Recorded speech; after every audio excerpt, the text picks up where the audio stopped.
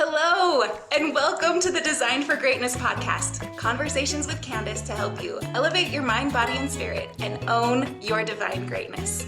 Today, we have episode number 24, Connecting Our Hearts to Christ with Robin Johnson.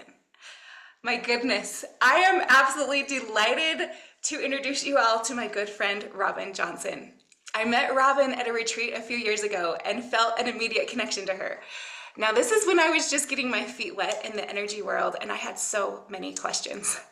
Robin became someone that I could ask these hard questions to. And the thing that really bonded me to her from the moment that we met was her commitment to stay 100% focused on Christ.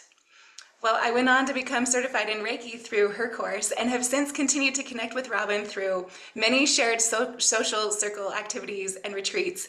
And I love this woman. I am so excited for you to meet her. She just published her first book called The Heart of the Gospel, and I'm so excited for her to share with you all of it. Robin has a powerful message to share.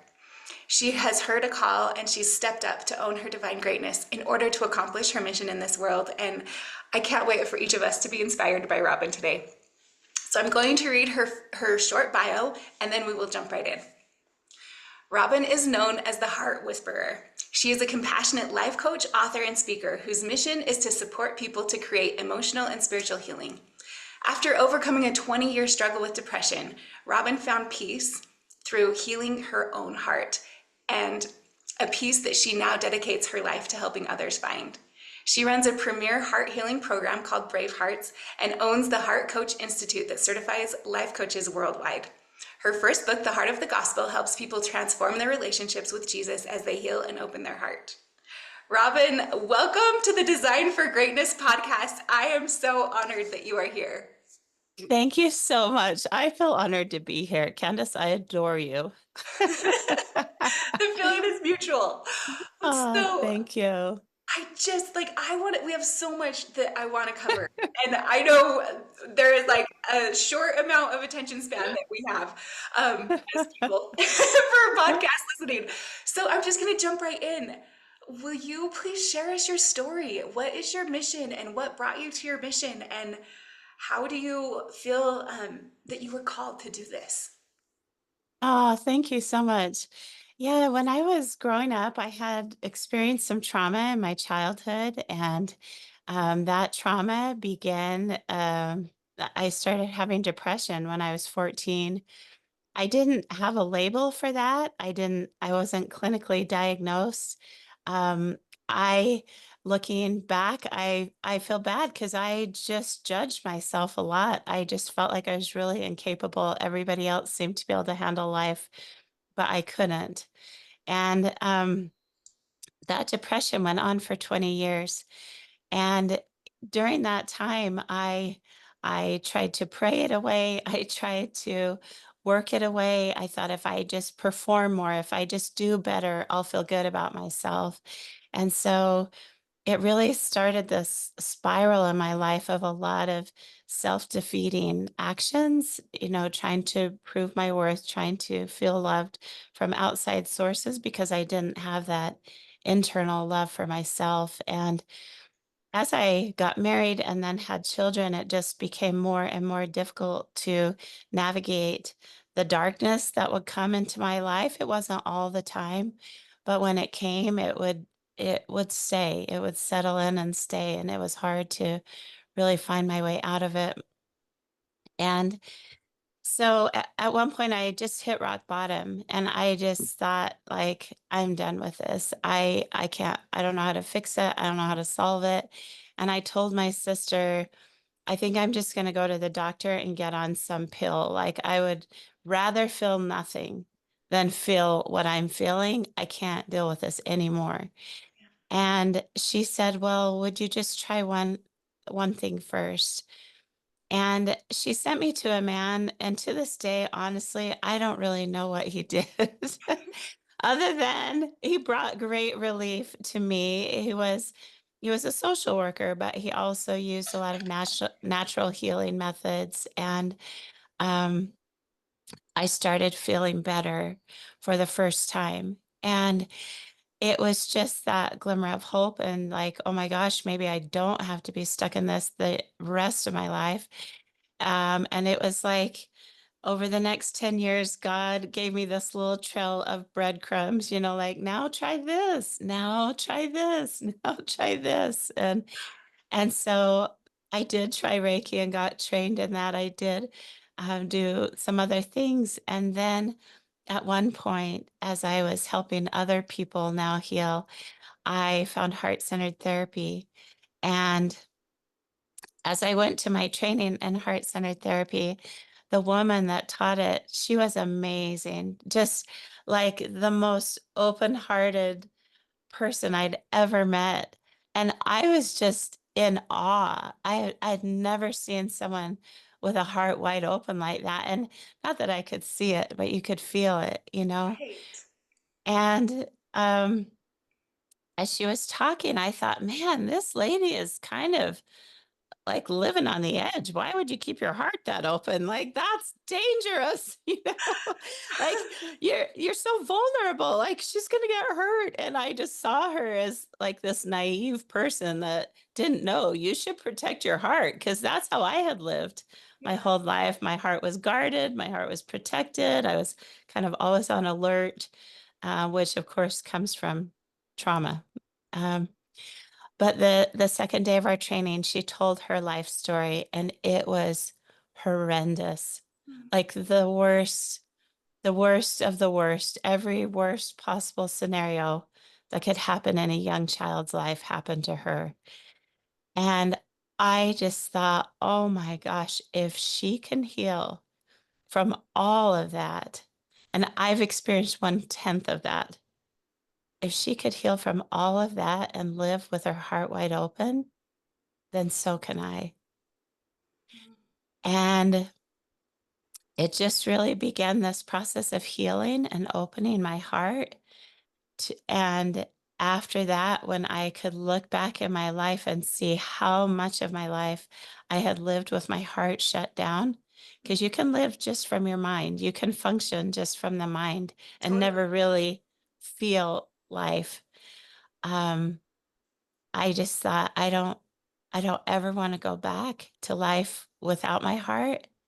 And if there's anyone out there who is living disconnected from their heart, that's who I want to help.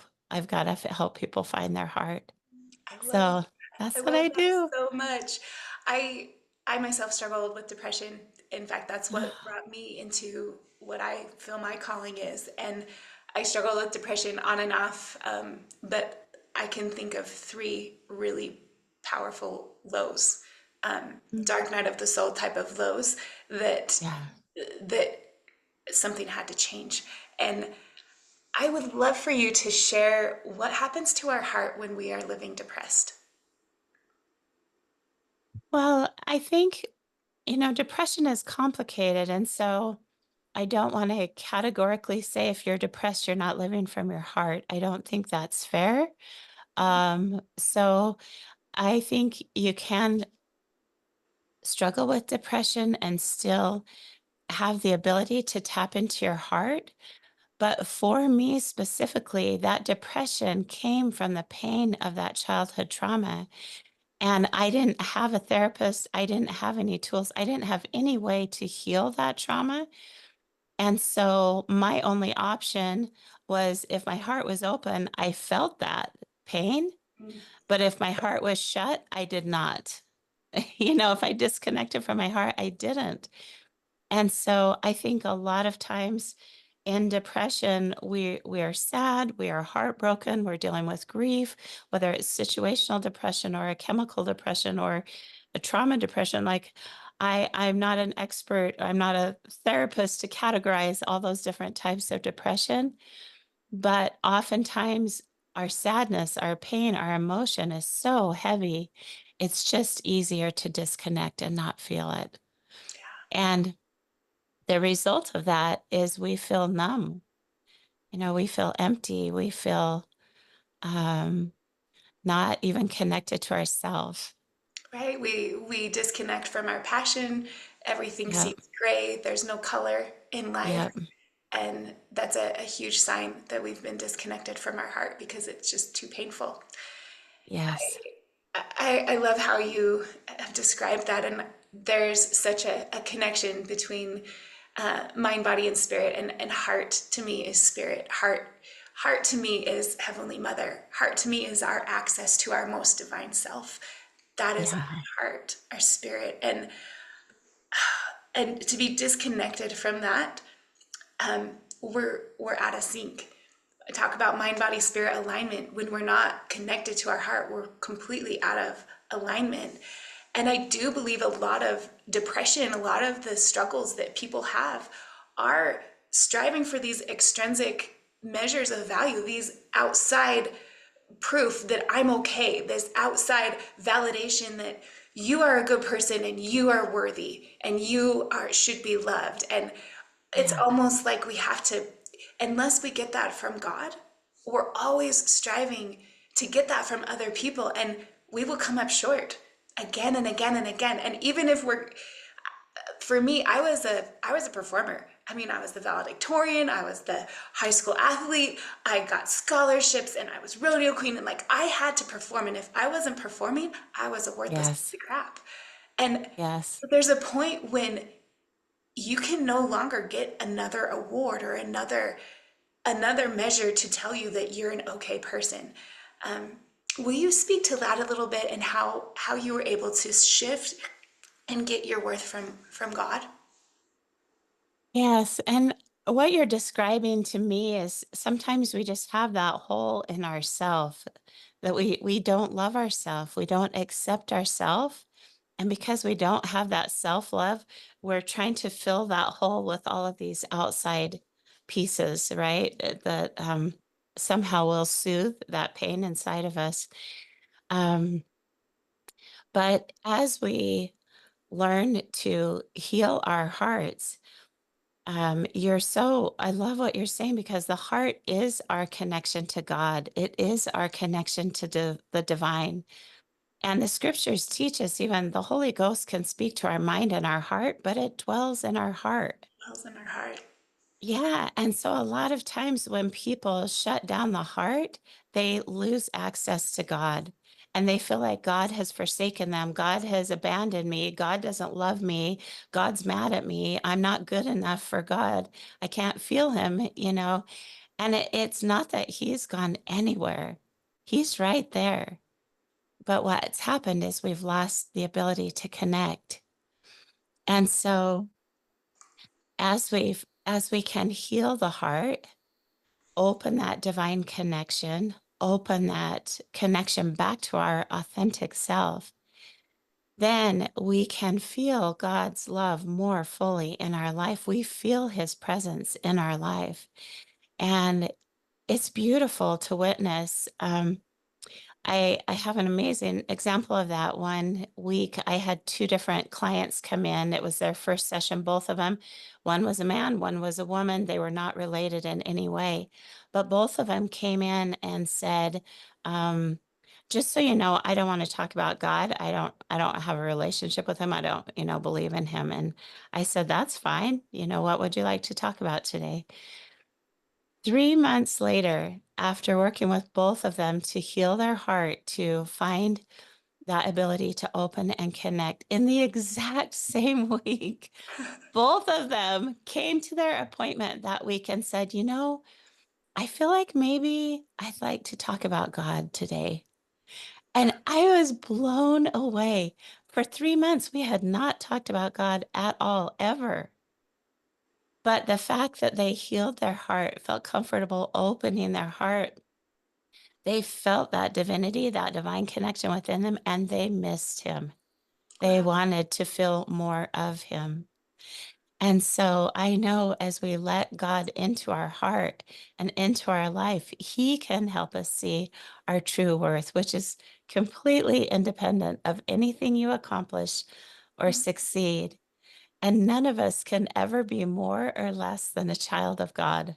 Yeah, I actually was going to read that part right here. You can never be more or less than a child of God. I have it hearted in my thing right here. It's so true. It's so true. And understanding that Your worth is set and it's infinite, Mhm. and there's nothing you can do to get more of it. There's nothing you can do to lose any of it. Oh, We are nothing more or less than a child of God, and it's liberating. It's yeah. liberating because then we can just grow.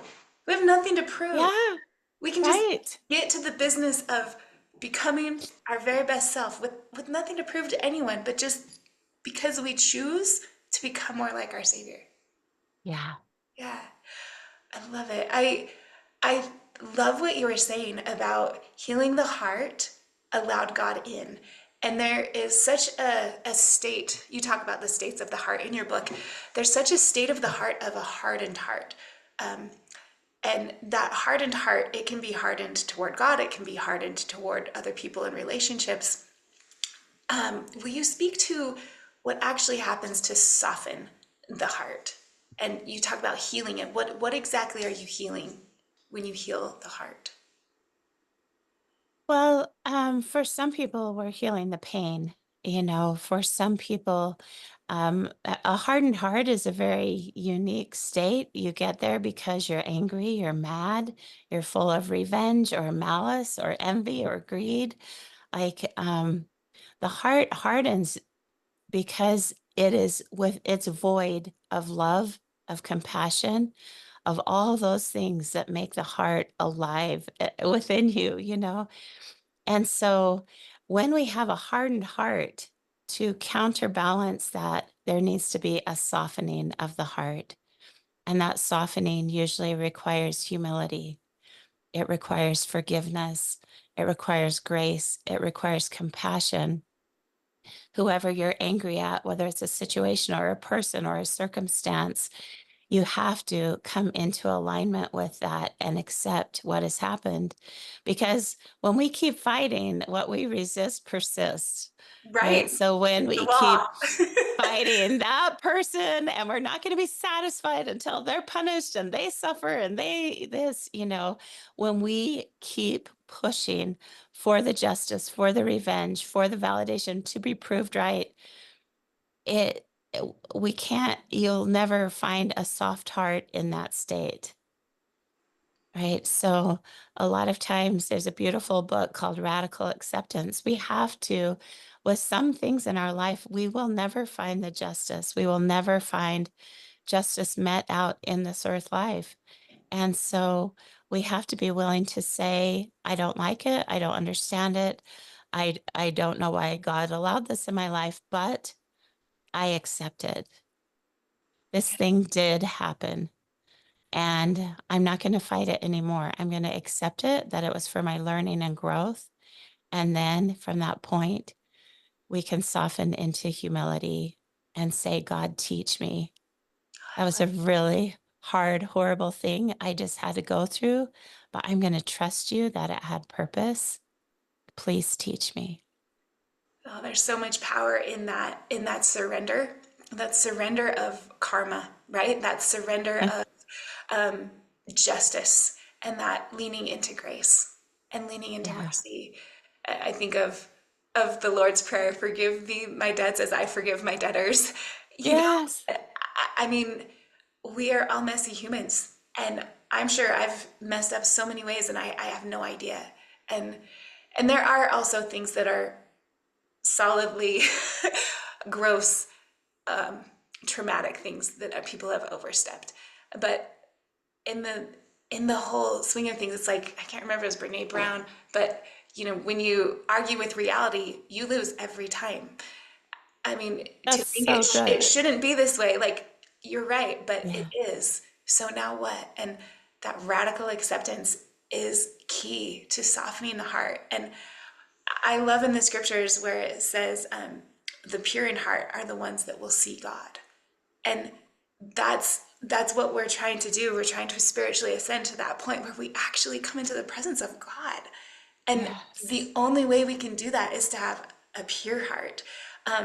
And I was just in the temple a while ago, and it talked about a true and honest heart. And I thought, okay, a true and honest heart is a step toward a pure heart. And I just wondered if Yeah. you would speak to that a little bit. Yeah.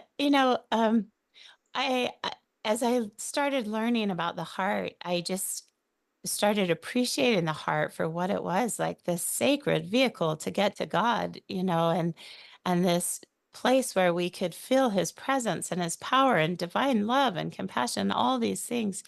And so I just thought the heart was so pure. And then one day I was reading the scriptures and it was talking about this man, and he did not like his two brothers, and the two brothers were suffering with something, and it said in the scriptures, this man rejoiced in his heart that his brothers were suffering. I'm Mm. like, wait a minute, the heart is pure. Like, how who you can't rejoice in your heart that someone is suffering. That's not right. And so I prayed about it. I'm like, God, teach me, what did this even mean? And he taught me how we come here to earth with this pure body that's beautiful and perfectly formed, and yet we can defile the body, right? You would know this better than anyone else. We can put junk in it. We can not give it rest. We can not give it movement and exercise. Like this pure body we were given can become defiled. And so can the mind. The mind can become defiled, and so can the heart. The heart can also be defiled by what you put in it. And so that's why when you hold on to anger and greed and animosity and all of those vengeful feelings, the heart can become hardened, you know. But also, when we bring into the heart love and peace and compassion, when we make room in our life for light and hope and truth, the purity of that heart just expands, and we just can up level the quality of our heart in the same way we can up level the quality of our mind or the health and wellness of our body. Oh, I love it. I love it. It makes me think of the two great commandments, right? Love God, love ourselves, love our neighbor. And Yeah. we really can't love our neighbor until we love ourselves. And it's all about the heart. And the more you love, the more capacity you have to love. And it doesn't make any sense. It's totally crazy that the more you give, the more you have. Um, Yes. and it's so beautiful. Uh, However, when you were speaking about your story in the very beginning, you were like, "How can she live with a heart wide open? That's dangerous. It's so vulnerable." Will you speak to that? Because I have lived with a heart wide open and been like smacked. And then I protect my heart and then I try and open again. And will you speak to Yes. how can we live with a heart wide open and fully connected, and not be vulnerable and not have it Oh, be dangerous, because that's truly how we want to live, right? yes. Yes. Yes. And this is so important. I feel like this is one of the reasons people don't want to live from their heart because they feel like they will be vulnerable. And yet, the heart offers us so much. If we think about the gifts of the heart, first of all, as we connect to the heart, we are connecting into the divine, which means divine wisdom, divine truth. The heart is this incredible record keeper of our lives. And so it became one of my most powerful tools in that journey out of depression. I could go to the heart and ask answers like, when did I give up my confidence? When did I quit loving myself? And the heart can teach you all those things. So the heart holds our access to this higher wisdom and higher truth. The heart, science will tell you the heart is the electromagnetic field of the heart is the strongest part of who we are. Right. Isn't it like And 600 times stronger than our mind, the electric field of our mind? yeah, like the electric field is 100 times stronger than our mind, and the magnetic field is 5,000 times stronger Wow. than that of our mind. Yes. So there's power in the heart. There is the truth in our heart. There is our divine connection from our heart. And the heart is our source of love and compassion. And so when you think of all four of those gifts, your truth, your divine compassion, your strength, your power and love, I feel more vulnerable without those gifts. When we truly understand what the heart is doing for us, there is more vulnerability to live without those gifts. Now, the most open hearted people I know are the people with the strongest boundaries. Because, yes, if we just walk around with an open heart and we let everybody do anything we want and we just take on everybody's junk, like we will be overburdened fast and we will shut that heart back down. So you have to have boundaries emotionally, physically, spiritually, mentally, and even asking that simple question like, what would allow my heart to stay open? Right. The answer to that, well, I better not watch. For me, I'm really sensitive, so this may seem silly to some of the listeners, but I'm very sensitive to scary movies. Like they really Yeah, disturb me. me too. I And can't do it. I Horror. know, Like, I no. know, right? So that's a simple thing, but that's a boundary I've set for myself. I'm not going to watch scary movies because it takes me out of my heart. It puts me in a place of fear. There are certain people that like to have certain contentious conversations in my family, and I've had to let them know I don't want to speak about this. Like this topic is something that's really going to pull me out of my heart. So, can we talk about something else? Like you can set boundaries on your time. Some people will take and take and take and take and take of your time, and then you're depleted, you're exhausted, and now we get angry in our heart, like, wow, they took advantage of me, like then Yeah. we become upset. Bitter, So, resentful. Yeah.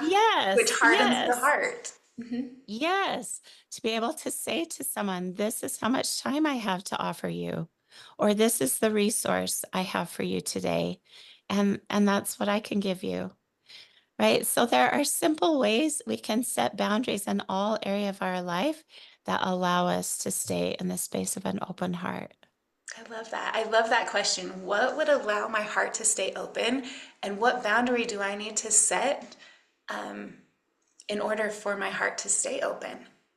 And when you were talking about the movies, and I just had that scripture come to my mind. Perfect love casteth out all fear, and perfect love is your heart. And so if there's fear, like you're saying, trauma, that we don't want to feel it, so we disconnect. And I think that's really, really critical to recognize. And faith and fear can't coexist. And figuring out how to eliminate fear to live with an open heart, and making those boundaries there in order to facilitate that.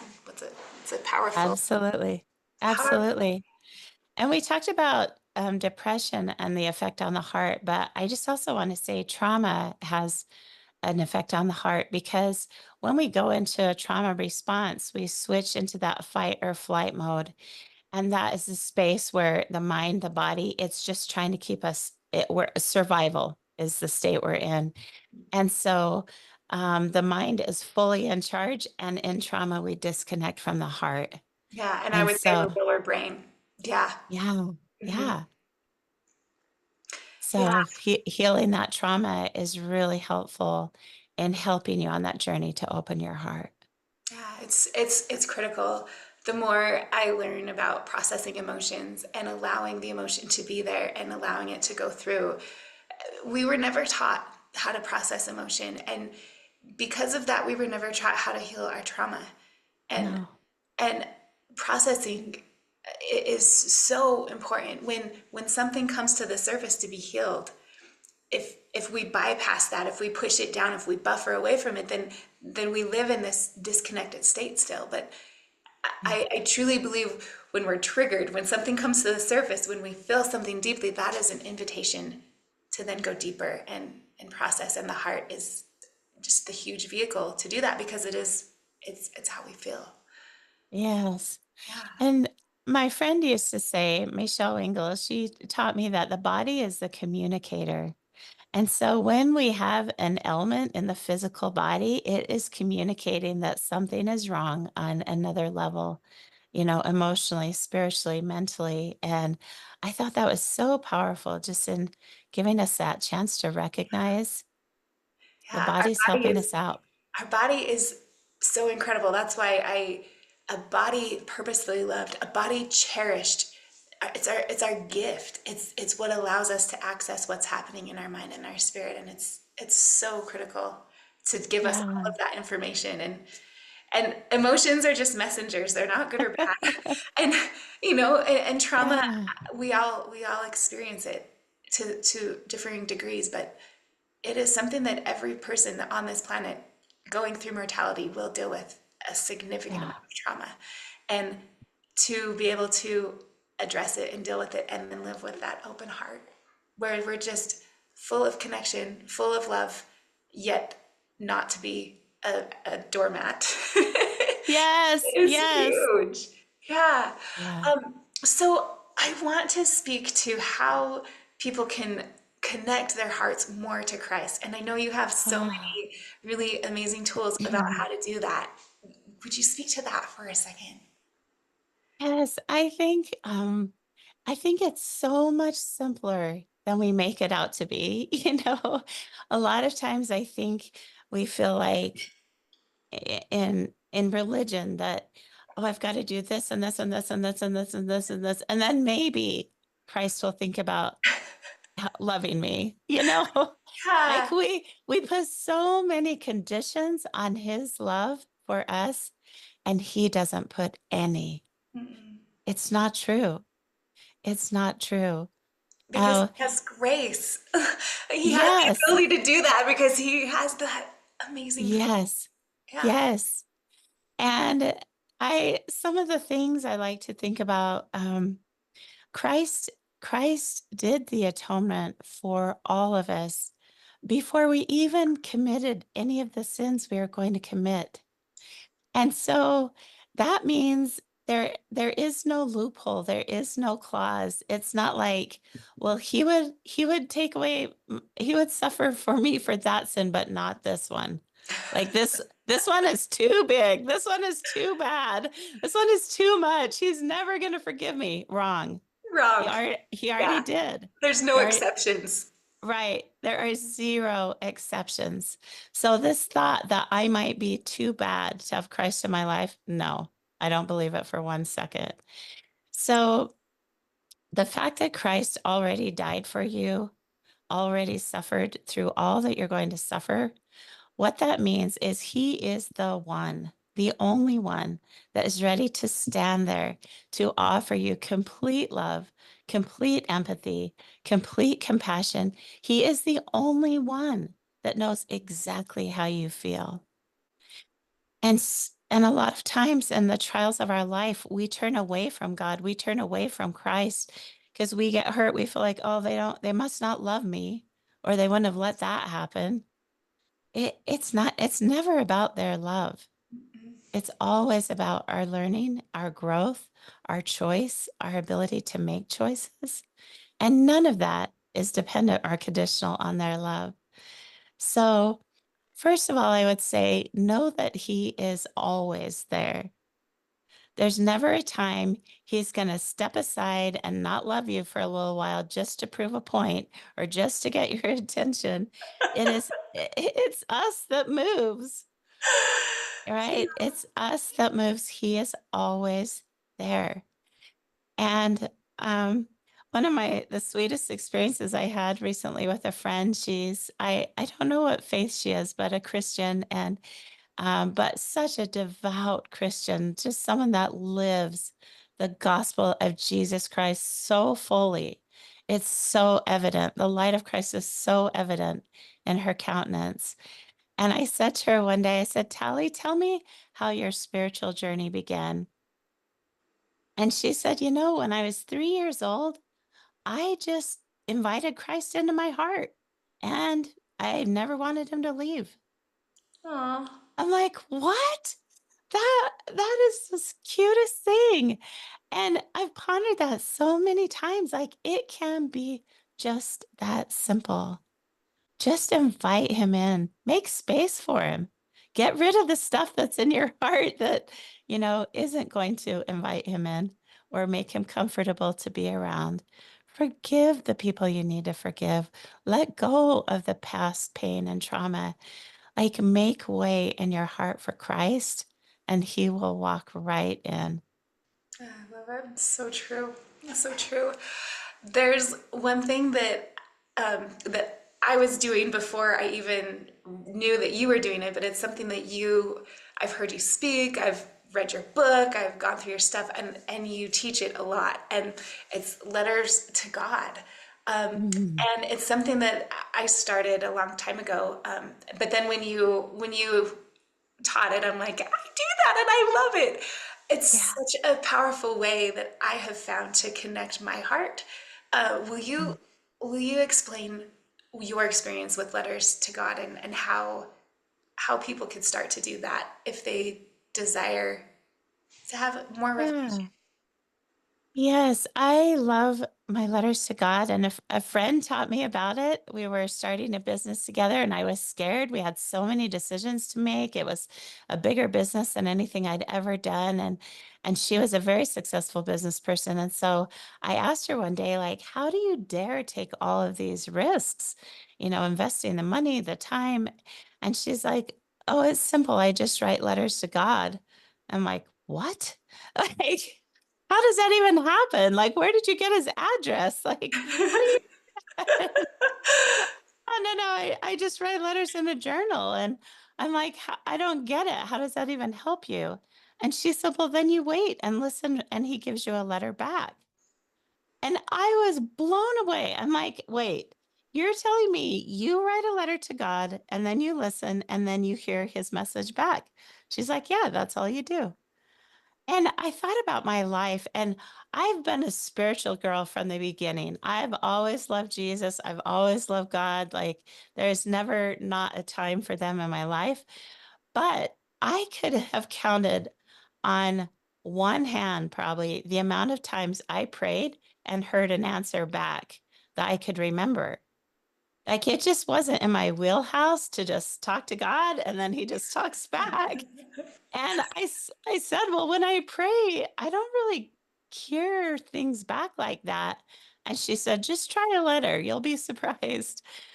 And so I started writing letters to God, and I was blown away at what I would hear, the impressions I would feel, the wisdom that would come that was far beyond my own natural ability and wisdom. The amount of peace that I felt in his messages, it was truly remarkable to me that it worked, but it has also become such a sacred devotion to me. These letters to God, I'm on my shelf right here. I can see 5 journals that I have that are out right there that are all my letters to him and his answers back. And even I can read the scriptures and I love hearing how God relates to other people and how he solves their problems and helps them. But in my letters to God, I get to see how God works with me personally. The answers he has just for me. It's my own personal revelation. It's my own time with the Spirit, with his wisdom, with his love, with his grace. And I love it because it's written down. So I can go back and reread his counsel, his advice, his love, his encouragement. It's been life changing. Um, and just created such a personal connection with God where before he was this divine father somewhere up in the heavens. Now he's this personal father I can access in my heart. I love it. So important. And as I've gone through this experience myself, I thought, oh, I'm just being presumptuous. Like, is this just me answering my own question?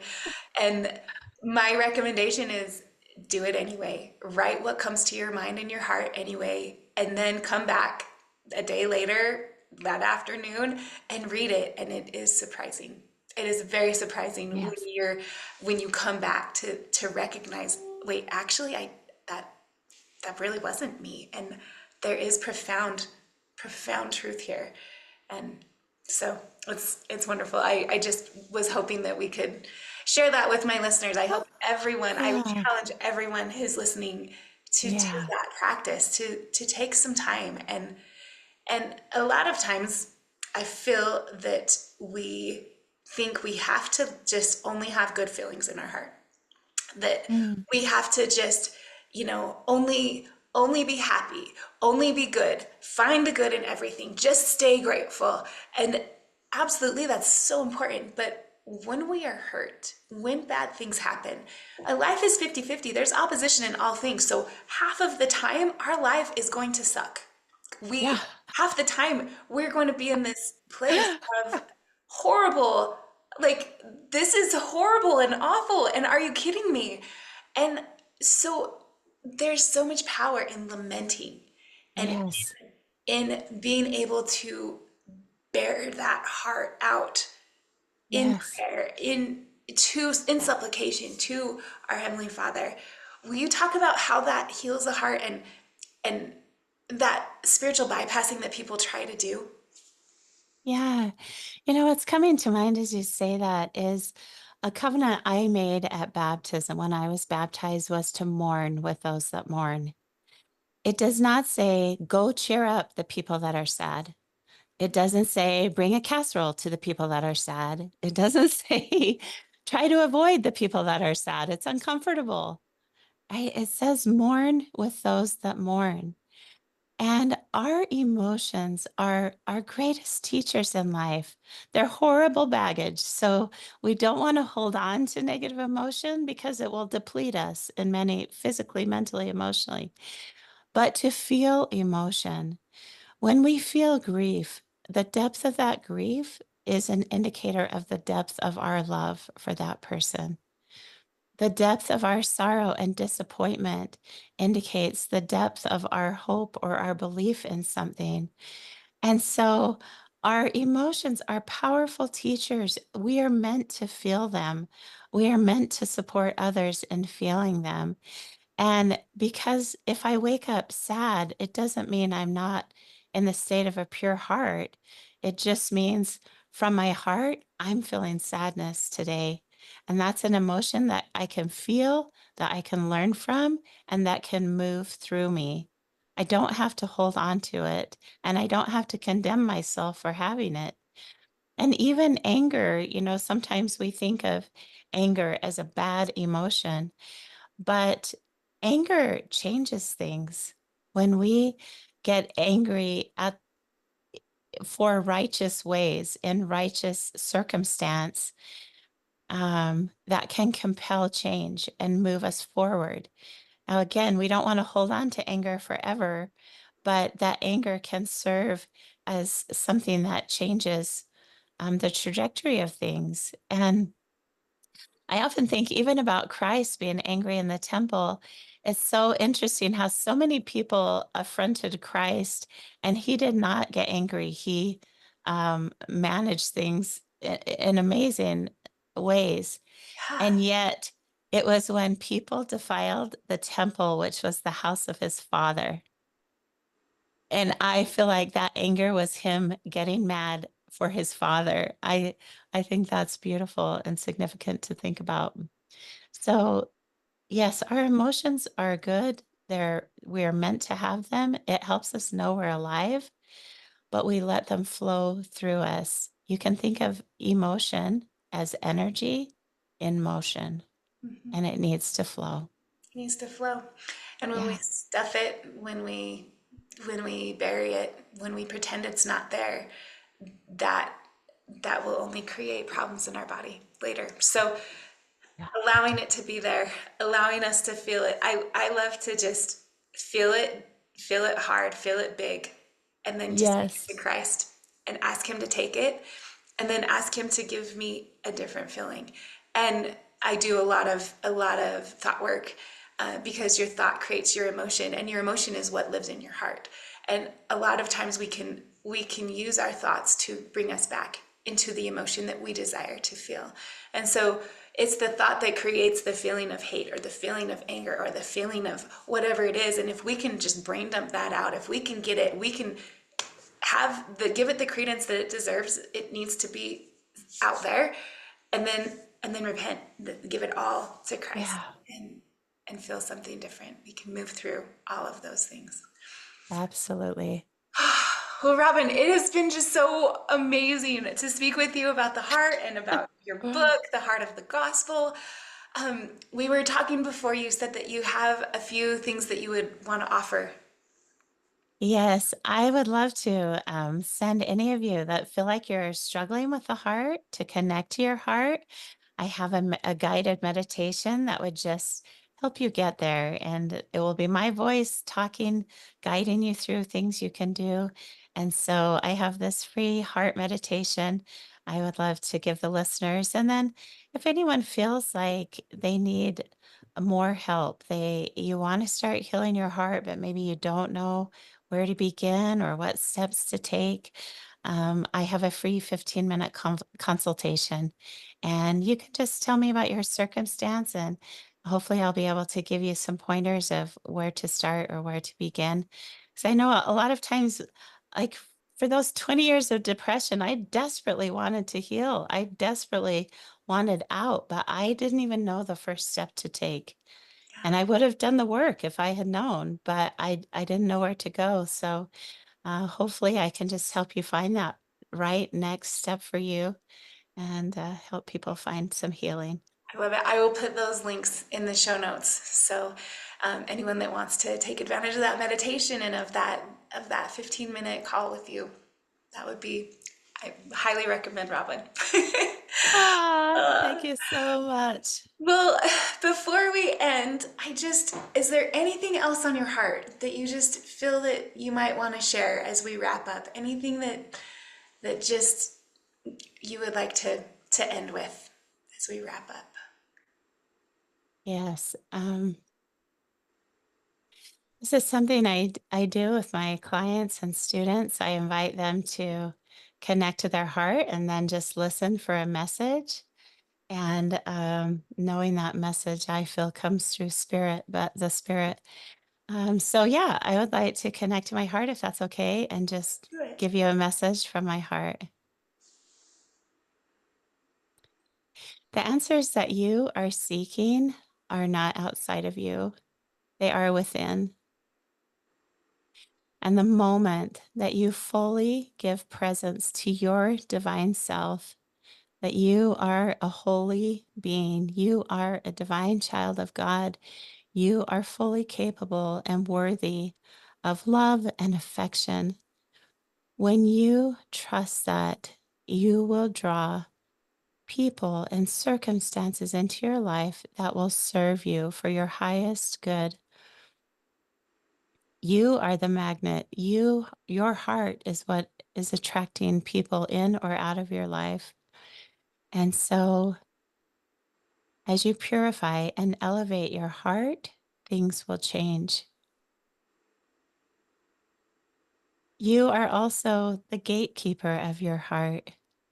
There's nobody else that controls your heart. And so you get to decide what boundaries you put up, what circumstances happen in your life, and the purity of that heart is in your control.